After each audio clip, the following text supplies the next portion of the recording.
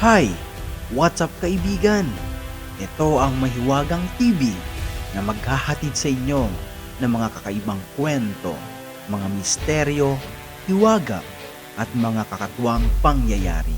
Sa bidyong ito, ating tatalakayin kung paano tanggalin ang lason at kamandag ng ahas kapag ika'y nakagat nito. Ang kagat ng ahas ay napakadelikado na kapag hindi ka agad naagapan, ay magiging sanhi ng kamatayan. Bagamat may mga ahas na hindi masyadong delikado at walang kamandag at tanging pamamaga lamang ng kalamnan ang epekto ng kagat ng ibang ahas. Pero dapat pa rin na alam natin ang gagawin at ipapanlunas kapag ika'y nakagat ng anumang uri ng ahas.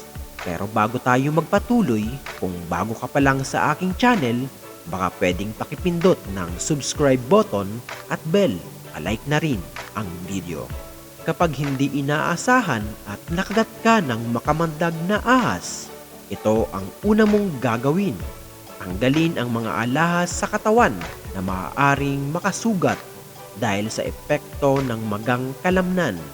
Huwag humiga. Panatilihin ang bahagi ng nakagat sa ibaba ng puso upang mapabagal ang pagkalat ng lason sa daloy ng dugo. Maging tahimik at kalmado at huwag nang gumalaw pa nang sa ganon ay maiwasan ang pagkalat ng kamandag. At bendahan din ng malinis na tela at lagyan ng pressure.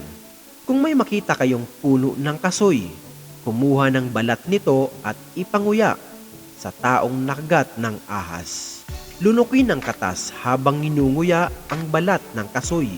Sa ganong paraan, unti-unting matatanggal ang lason ng kamandag, maging kamandag man ito ng kobra.